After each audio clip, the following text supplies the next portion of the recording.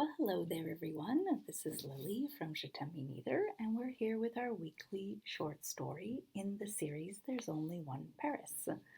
This is our eighth in this series, and we are going along the Seine today.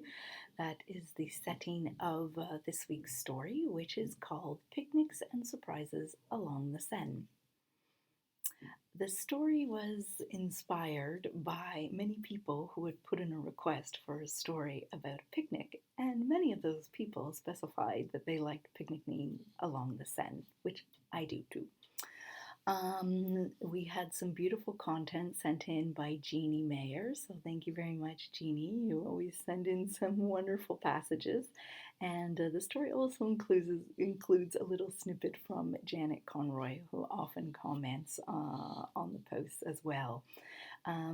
If you have a look at this on my website, you will see some beautiful photos, among which are some by Dave Reeve and Lynn Barry. So thank you to them too. And we have some characters in this story who were named by Coriana, Xavier, Skylar, and Mark. So thank you to them as well for contributing, as well as all the people who contributed on the Facebook post. There was a lot of enthusiasm about this topic. So let's get into the story. We will get started then with Picnics and Surprises Along the Seine. Santé! Echoed 5 voices as 5 glasses came together in a metallic clink. It's so good to see you guys, said Sky. Yes, finally, agreed Aaron. No more virtual apéros for us, declared Pearl. Or at least we hope not, added Amelia. Cheers to that, said Rose, raising her glass again. The 5 friends hadn't seen each other in months. Since meeting 3 years ago at a small publishing house where they were all working, the girls hadn't missed one of their monthly get-togethers. But recent extenuating circumstances had kept the fabulous 5 apart. The Cosmopolitan Quintet was made up of an American Midwesterner, a French Canadian, an Irish lass, a South African, and a Corsican who adamantly insisted on the regional distinction. In summer, they would always arrange their get-togethers as a picnic along the Seine. This year, they were managing to squeeze one in, a few days shy of the official start of autumn. September usually featured glorious weather in Paris, and this year was turning out to be exceptionally glorious. Since it was Friday, the 5 friends, who'd all moved on to different jobs, had snuck out of their respective offices a little early and had arrived at their favorite picnic spot by 6. Well, almost everyone. Rose, the Corsican, was always late. She rolled up at 6:20. Their preferred spot was on the Quai de la Tournelle, a section along the left bank between Le Pont de l'Archevêque, the bridge behind Notre Dame, and Le Pont de la Tournelle, the next bridge to the east. This gave them a nice view towards the elegant Ile Saint-Louis and the back of Notre Dame, which, admittedly, was not currently exuding her former splendor, but was beautiful nonetheless. On summer afternoons, this location caught the setting sun at a nice angle, while also being protected from the noise of the traffic above. It was close enough to the apartment of Pearl, the Québécoise, which was in the Latin Quarter, handy in case they needed to use the bathroom. Since Pearl lived nearby, She was also in charge of bringing her camping cups, some reusable plastic plates, and a blanket, which was now overloaded with various goodies everyone had brought. Their tempting casual feast included several oozing cheeses, a pre-made veggie platter, some mini saucissons made by Rose's Corsican uncle, some olives, grapes, a few baguettes, and a sinful bag of mature cheddar and chive Tyrell chips, which was the first thing everyone devoured. Even Erin, whose staunch Irish nationalism usually made her snub anything British. I knew I should have bought 2 bags, joked Skye, the Midwesterner, emptying the last of the crumbs into her palm. But you're in luck, started Erin, producing a large Tupperware container from her bag. I got up early so I could make a batch of my famous brownies. I think I've died and gone to heaven, drooled Rose. So, Amelia, any news from Jules? Asked Pearl. Erin shot her the evil eye and made a zip it gesture, but it was too late. Nope, Amelia said, looking out at the Seine. I can't believe he just plain disappeared like that, fumed Skye, always the opinionated one. What a loser! Who breaks up with someone at the start of a pandemic? Are you sure he didn't get the virus? Asked Erin. Yep, he's alive and well, according to Facebook, answered Amelia, rolling her eyes. Well, it's probably for the best, said Rose. If he can't handle some bad times, then he won't be reliable in the long run. True, but still, said Amelia. It wasn't the greatest of times to be alone. At least I had you girls to cheer me up. Cheers to friendship, said Skye. To friendship, repeated the others, raising their glasses. I've been trying to find out if my colleague Pierre is still single, said Rose. He's really cute, but he's a hardcore hypochondriac. Poor guy, didn't you say he had serious asthma or something like that? Said Erin. Cut him some slack. He's been noticeably happier these days, so I suspect he's dating someone, said Rose. Thanks for your offer to help, but I can manage just fine, said Amelia. I've downloaded a new dating app. Forget those dating apps, said Skye. It's much better to meet someone in person. Easier said than done, huffed Amelia. You should really go back to dancing, suggested Pearl. That's where I met Xavier.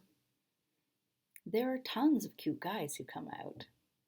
Plus, since they dedicate themselves to going dancing at least once a week, that shows they can manage at least a minimum level of commitment, something which Jules certainly didn't demonstrate. Perhaps, said Amelia.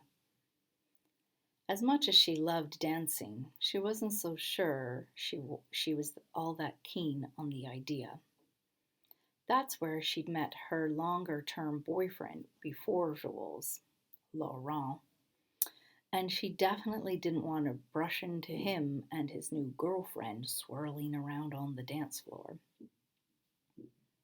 Just think about it, and drop me a line if you'd like to join us next week, said Pearl.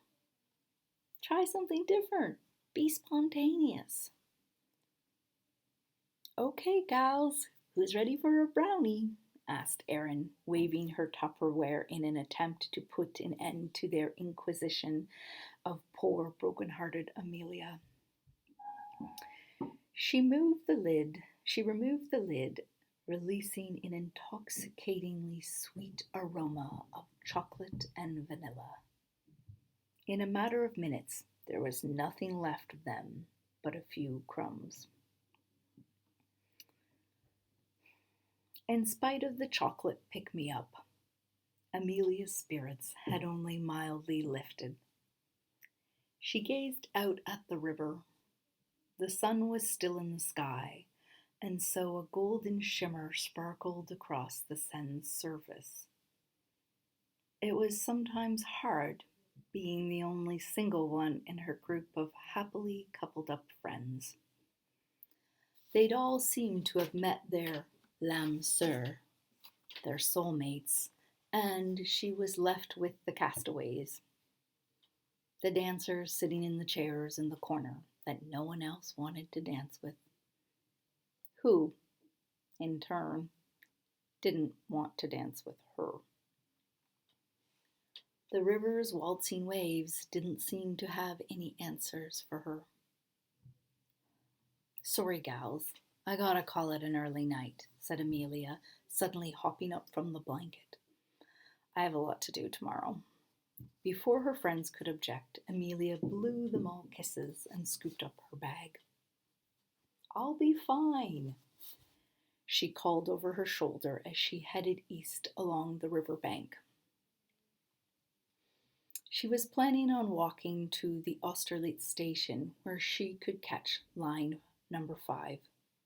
This would connect her to line 9 at République, which would take her back home to the sleepy 8th district.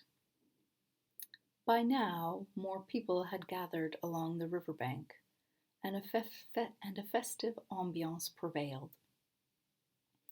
Amelia's eyes wandered over the crowd, small groups of people enjoying the soft late summer air, bottles of wine, and each other's company.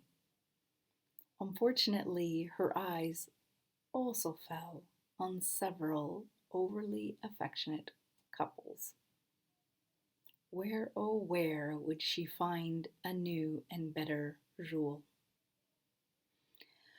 She crossed under the Pont de la Tournelle and looked up at the statue of Geneviève,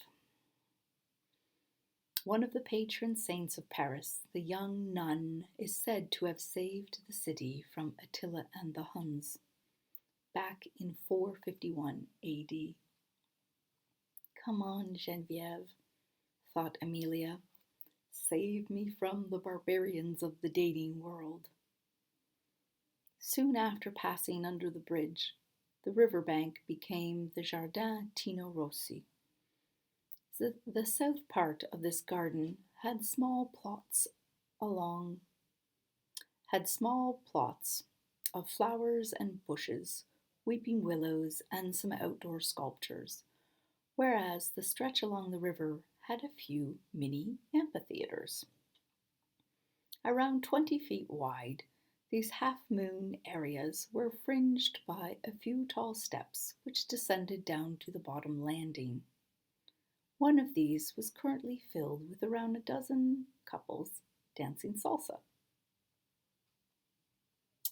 Maybe I really should take up Pearl's offer to join them at the dancing club. Amelia pondered this as she approached the open-air dance floor. Just then, Amelia's foot hit a small object, which went flying towards the dancers. However, it didn't make it all the way to the dance floor because it hit someone on the steps first.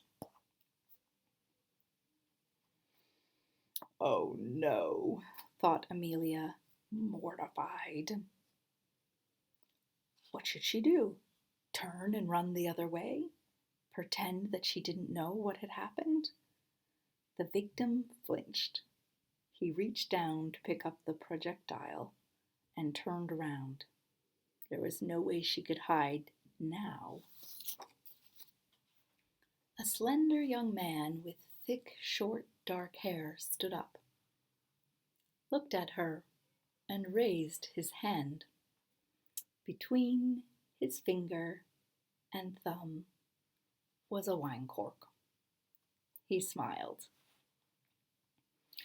Je suis vraiment désolée. I'm terribly sorry, apologized Amelia. My foot. It's no problem at all, said the stranger as he jumped up to the top of the steps and walked over to Amelia. No harm done. Okay, good. I really am very sorry, she fumbled. Well, if you want to make it up to me, you could join me on the dance floor, he said with a twinkle in his eyes. Well, I was just heading towards the metro. Just one song, he pleaded. My dance partner didn't show. Well, okay, I guess, she said, her inhibitions melting away due to the warmth of this stranger's smile. She also had to admit her cork victim was rather good looking. What's your name? He asked. Amelia, and yours? Julio, he answered. Julio was very similar to Jules, thought Amelia. Oh well, she couldn't really hold that against him.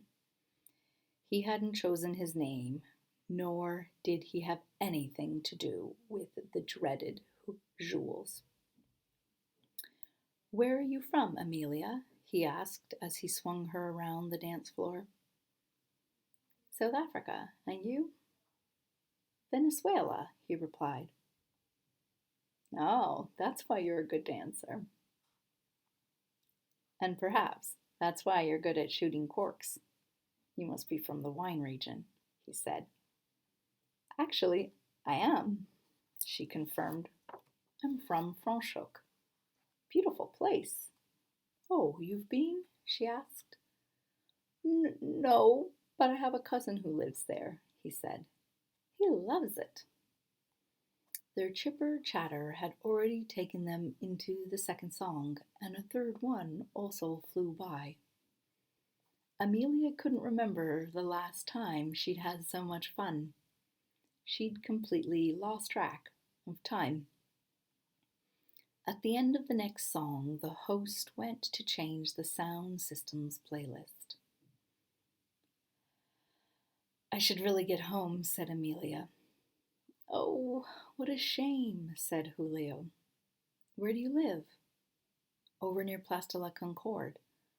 Ooh, posh, he teased. My aunt is lending me her pied-à-terre. She works in fashion and only comes a few times a year, explained Amelia. Just then, a cruise boat floated by. Its passengers waved to the dancers. Julio looked over and waved, but not to those passengers. I have an idea. I'm friends with some of the staff of the bateau bus, and I know the captain of that boat. The next station is right up ahead. We can get a free ride over to the stop near your place. You won't even have to take the subway that way. Hesitated Amelia. Quick, it's docking, he said, pulling her hand. Don't be a stick in the mud, Amelia scolded herself. There's no real reason not to go along with Julio and his ingenious idea. Weaving through the cluster of picnickers, Amelia and Julio darted over to the bateau bus's dock. There were various boats which cruise along the Seine. Most visitors take hour-long cruises on sightseeing boats like the Bateau Mouche, or longer dinner cruises. But the Bateau Bus, a hop-on, hop-off water taxi, offers tourists and locals alike a unique way to travel around the city while enjoying the sights along the river. Nearing the jetty, Julio waved his arms to get the captain's attention, who, in turn, waited for them. They scurried on board as the deckhand unwound the ropes from the pilings. They were off.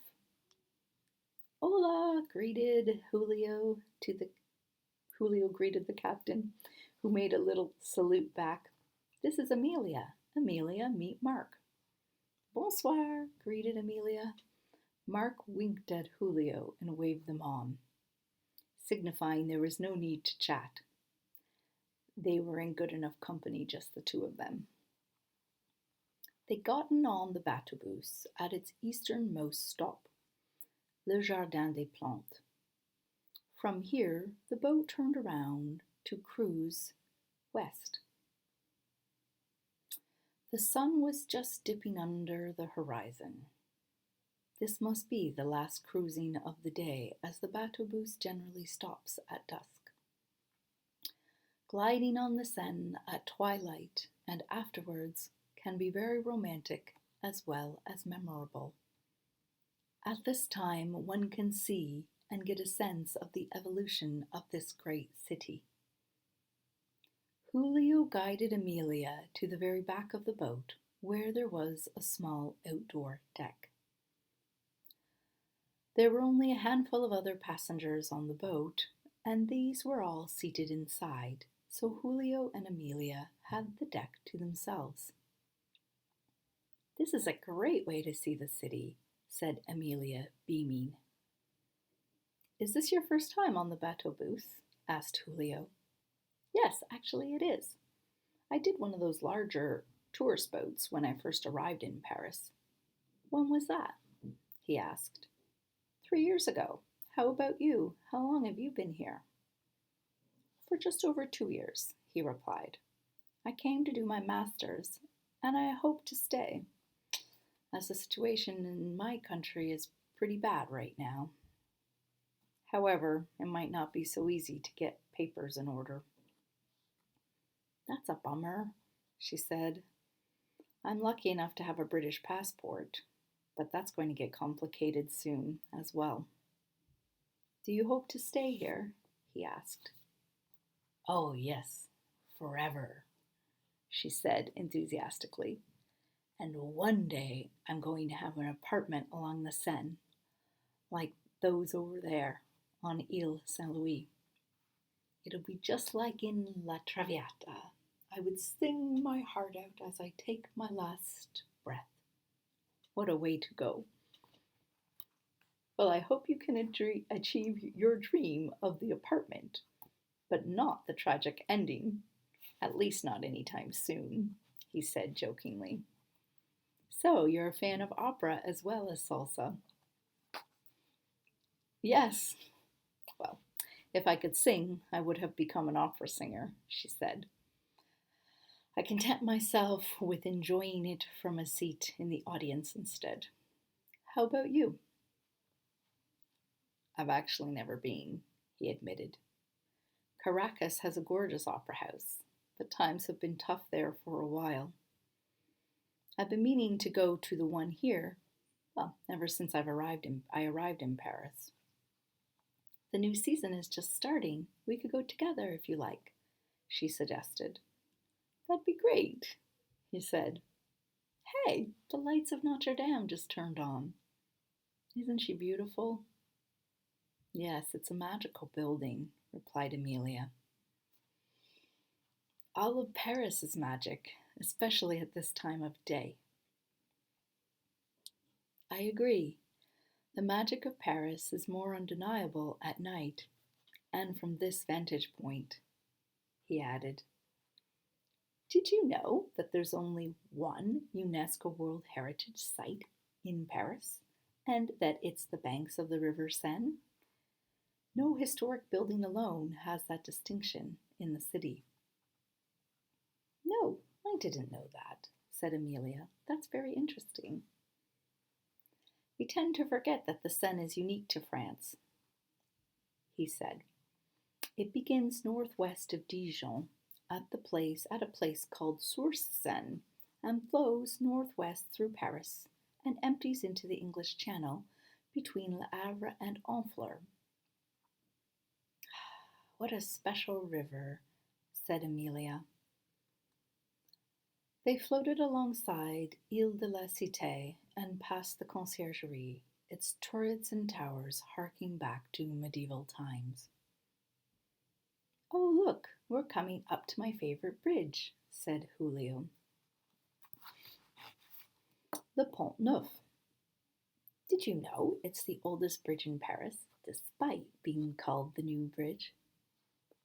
No, I didn't, confessed Amelia.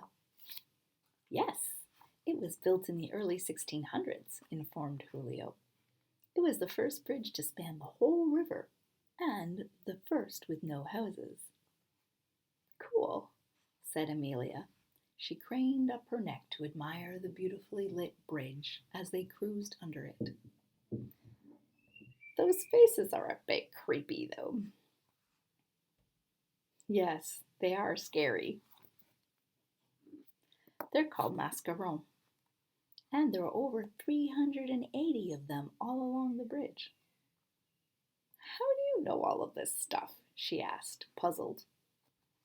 Well, I used to work for the Bateau Bus, a part-time job while working on my law degree. That's how I got to know these guys, said Julio, pointing towards the captain. Oh, okay, but there doesn't seem to be a guide on here. Oh, no, there isn't. But sometimes the host gives out little tidbits of information when he announces the next stop. I'm naturally curious, so I learned up on about all these sights we pass along the way. You seem to have many talents, complimented Amelia. As do you, he replied, moving a little closer to her. Great dancer, walking encyclopedia of opera, beautiful smiler. He took her hand and spun her around. She laughed, and the gentle evening breeze blew her long, dark, curly hair. She felt so free. Still holding her hand, Julio pulled Amelia a little closer. Escale du Louvre, Louvre stop, Fermato del Louvre, Parado el Louvre, the announcement interrupted the moment. Is this where we're getting off? Asked Amelia, stepping back. This is crazy, she thought. She'd just met the guy, and he'd literally whisked her off her feet. Something had to be wrong. Or maybe it was the workings of Saint Genevieve? No, we'll get off at the next stop, said Julio. A few passengers descended, and the boat set sail again.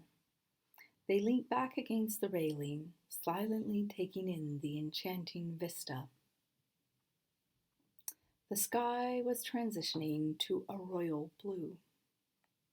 The lights of the monuments were coming on one by one. This was when Paris truly became the city of light. The Louvre seemed to go on forever on their right, and on the left the Musée d'Orsay, with its two huge glowing clocks, stood guard proudly over the river. They approached the Assemblée Nationale, the French Parliament, which was straight across from Place de la Concorde, where the heads of the king and queen went rolling over 2 centuries ago. You see these large blocks? Asked Julio as they went under the Pont de la Concorde. Yes, replied Amelia.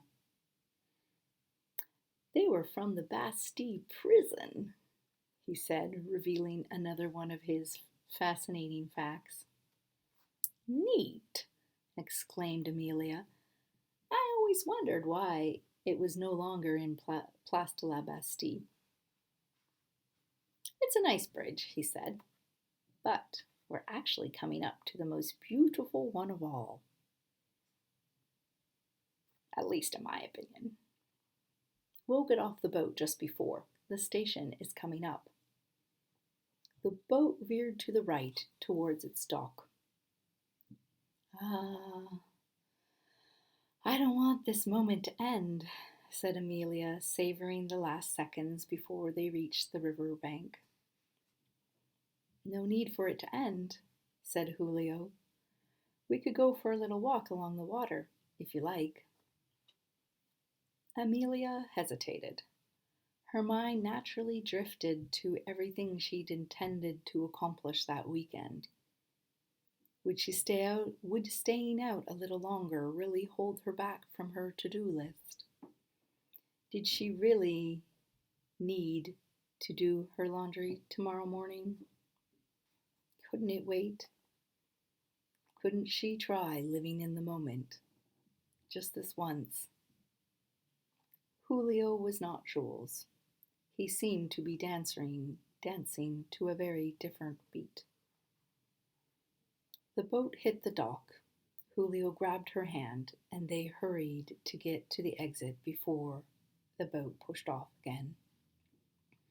Gracias, amigo, Julia called out to Captain Mark. Merci, added Amelia. They hopped off the boat, and it pulled away, leaving them all alone on the tranquil riverbank. Wow, the bridge is totally gorgeous from here, said Amelia, gazing up in awe at Le Pont Alexandre III. Built for the World's Fair of 1900 and named in honor of the Russian Tsar. The ornate bridge was decked out in candelabrum, lions, pegasuses, water nymphs, and other statues. It was unique among bridges anywhere, and it was a particularly iconic landmark in the City of Light. You are also gorgeous from here, or from any angle for that matter, he dared add. She smiled.